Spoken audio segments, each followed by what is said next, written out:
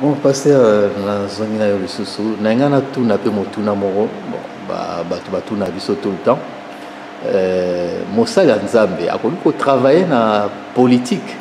Tout le monde a dit, par exemple, le président il y a Congo, à cause d'un conseil spirituel, ou ça Nzambe mususu, à cause d'un député, ou à cause de la ministre. Yosa Mosala Nzambe, serviteur de Dieu, pasteur, est-ce que ils sont compatibles fonction ya pasteur na kosala na politique. Ce que tu nous dis politique c'est déjà quoi?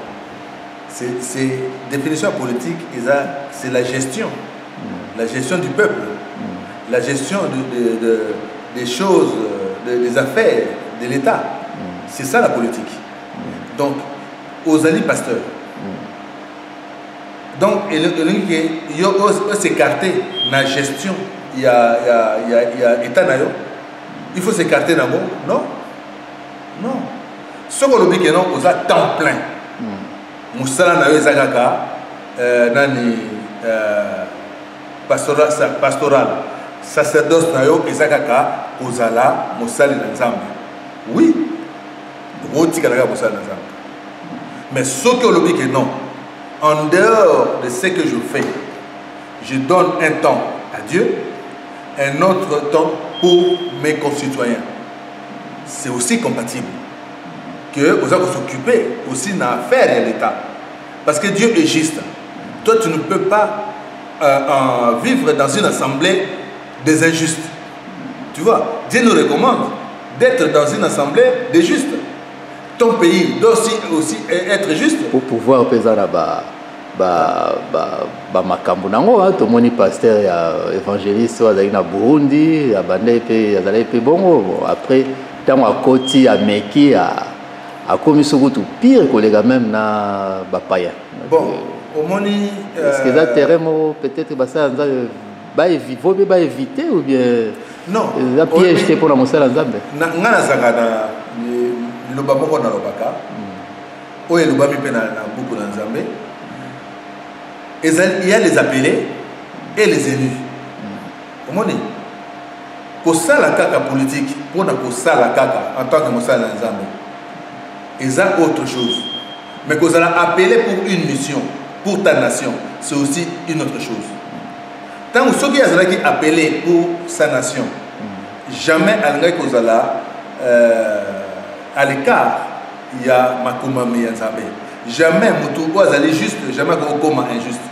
Moutou Azali bon, jamais Koma méchant. Donc, nature naïe, vraie nature naïe, et Bimita a commis le pouvoir. A Monique a commis l'icolo, l'icolo a battu surtout, a commis le mépris, a commis ce na inconsidération, il y a le Baranzambe. Mais Moutou, c'est la Bible des Arabes, hein, sur le total David. David est roi.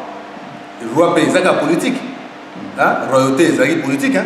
Comment gérer la nation, la royauté, le royaume. Tu comprends? Mais quand on disait à David, allons-y dans la maison de l'Éternel, David a je suis dans la joie. Parce que c'est un juste. C'est juste. Oyoyo, c'est un la Nzambe, puis il y a la bateau. Mais quand on David a ça la minene. Donc, nous ça la paix politique, mais aussi la Nzambe, vous êtes juste. Na kati ya intégrité na yo, vous aussi la l'amour, vous aussi la Nzambe, vous avez sagesse pour apporter na kati ya assemblée, sur la assemblée nationale, n'est pas faire parole. Mais tant que vous avez matalikolo, il y a hémicycle. Pour na oloba, on a toujours dégagé sagesse moko. Et vous êtes différents na batmusus. Vous avez apporté solution na situation difficile au batwazo pourquoi kozwati. Mais vous en avez pas enchanté. L'injuste sera toujours injuste. Ce que vous avez injuste, zalana ba juste. Ce que vous avez juste, zalana ba juste. Question monsieur Dengana tourna fonction ya pasteur. Est-ce que ils ont fonction et si la gaou bien za ya libela pour tout le monde va passer mususu mona nga mikolo na zana on ndako mais nazaka pasteur mususu ko ça même ce gars sali mabe na ya nazaka bishop fonction wana ezalaka na durée ou bien eza fonction moko éternelle ya na bozongela osusu kaka na liloba na Nzambe ngai naza na croyance moko oyo na ndimela liloba na Nzambe oyo Nzambe moko alobaki il y a les appelés et les élus. David a salaka pe mabe. Hein? Élie a salaka pe mabe. Hein? Mais Nzambe a rejeté ka ba monter. Moïse a salaka pe mabe. A salaka pe ki tetu na ye. Mais Nzambe a rejeté ka être. Donc musala va négocier la tête parce que c'est Nzambe. Tant que la mission n'est pas accomplie, dis-toi que rien ne peut t'éloigner de Dieu. Jonas a fait kokima. Même ceux qui m'ont sali mabe a sali kobo même ceux qui sali. Attends, kobo c'est quoi? Est-ce que kobo ndé yangona elongoli Nzambe? Nicolo ndé mtezala ils ont un peu na à la mode. Kosala et kobo. Pasteur mingi likambo kipidité ça. Bon, mais ce n'est pas ça. Ils ont reconnu hein que ba pasteur mingi baza attaché na makambo wana. Mutu aza na lobisa bonzambe mingi yangwana. Mutu aza toujours mutu. Moni Moutou, Aza toujours Moutou. Moutou, il n'y a qu'un seul parfait. Le seul parfait, c'est Jésus-Christ de Nazareth. Bishono sur tous allés à tous parfait. Tous à Kolinga Alobi, suivez mon modèle. Suivez mon modèle. Ça, c'est la makasi, c'est la lokolanga. Au monde, mais jamais tu comment lokolaye. Parce qu'il y a un modèle, Azali juste. Azali juste juge. Azali juste yeboko. Azaki intègre yemoko. Azan Nzambe, Nzambe c'est juste. Biso Zali créé à l'image des Nzambe. Na ba faiblesse na biso ko ezana poso. Poso ko ezana faiblesse belé. Yango ezo même biso des fois kokoya.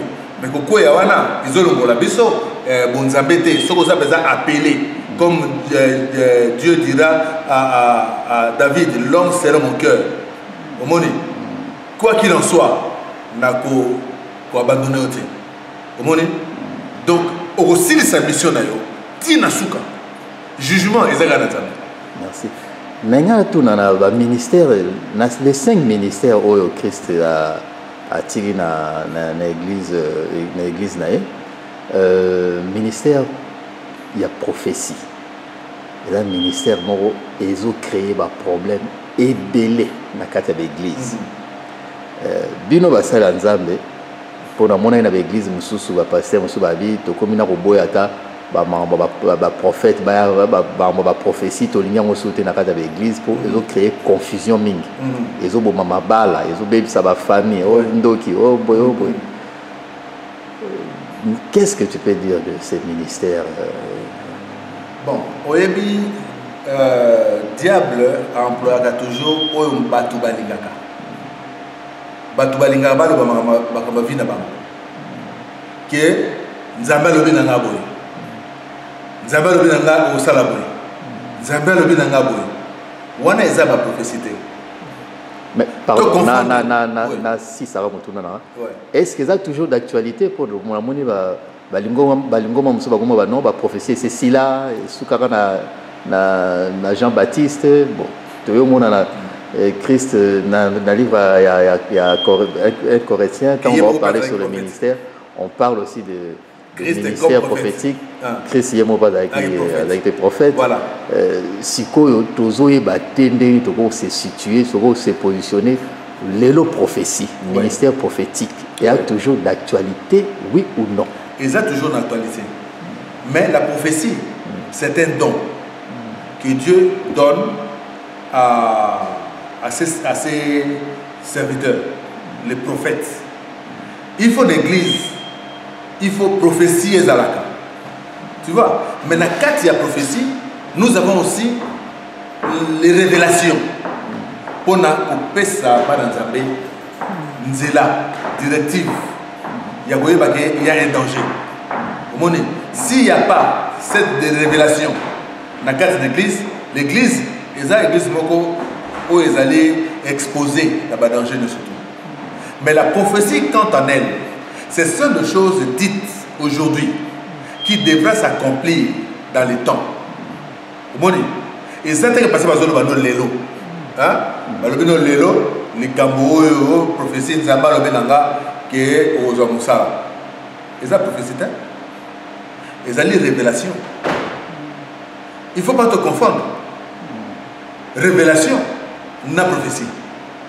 Ces gens-là révèlent les choses. Oyo ya lobby. Oyo salama lobby, mais ça prophétie.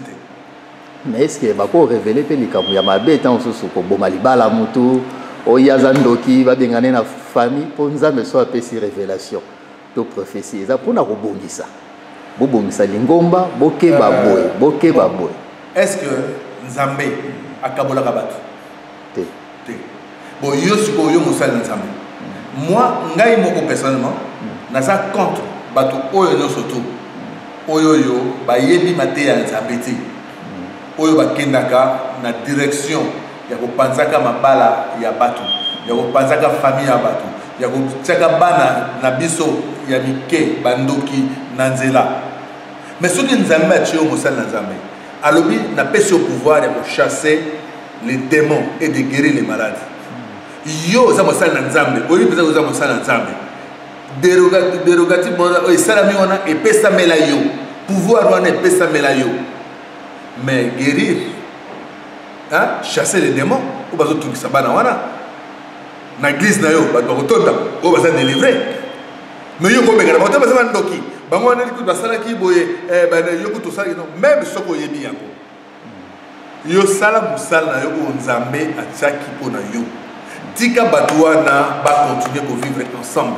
Tia bolimo na kat na bango. Nzambe lobi aimez-vous les uns les autres. Aimez même plus que même vos ennemis. Priez pour eux. Mais ceux qui m'ont dit Moutou, Azako sala ba révélation. Il y a ndenge wana do Azako sala nzambe.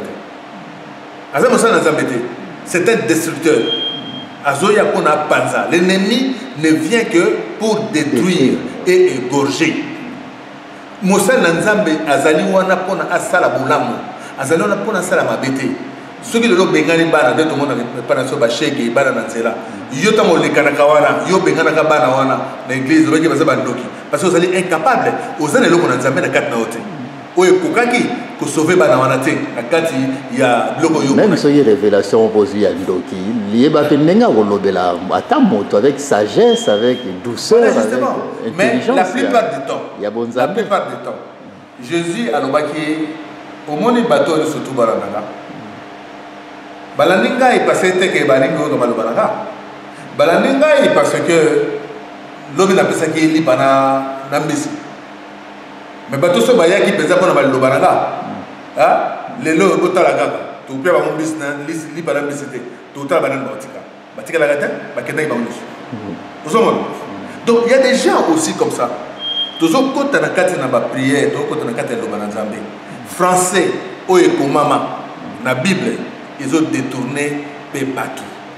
Et en plus de cela, le Saint-Esprit, c'est un esprit de révélation. Le Saint-Esprit, c'était un esprit où il faut un discernement. Quand tu sais discernement, nous avons à sagesse. Monde bonanga. Nazio na mabe, na bendo na pembe, na bitala mo mambo sala. Ils ont bien été. Il y a bien été, bon moi parce que nous avons le bien dans boye boye boye. Mutuana tant vous avez nommé à Gondima. Ah, ma comme le bien dans solo. Na otika. Exactement, le baron internet. Soko ko le baron internet. Soko panzi yango. Soko lobi mutuana kaza boye boye. Oza mo sala nzambeta. Oza destructeur. Parce que à moana, o ezo linga inga yana. Soko zu problème. O Satan zo saka nango. Yeba ke sana mutuna yo. Et ça, na verset moko na suka. Oyo monike o mutaki akufaki parce que bokene ko loba mabe pona yake amibomi o asale boy. Ba cause ya scandale. Voilà. Ba cause wana amwana ezelaka jugement. Mukolo za jugement. Loba na kufaka na bibomaka à cause ya mosala nzambe wana. Yemta lobaka makama ya lokuta na vinanga ya mwana ngana bisalaka mabe. Vous avez pardonné, mais vous avez condamné deux fois. On a aussi ça, motuna mususu maka mususu zo sala confusion mingi na église ya Christ et ça maka ba miracle. vraiment na ngaki to mekana noko o mekana ko expliquer parce que yo posa na ba don ya guérison to mekana noko mekana au défi ça na définition qu'est-ce qu'un miracle voilà.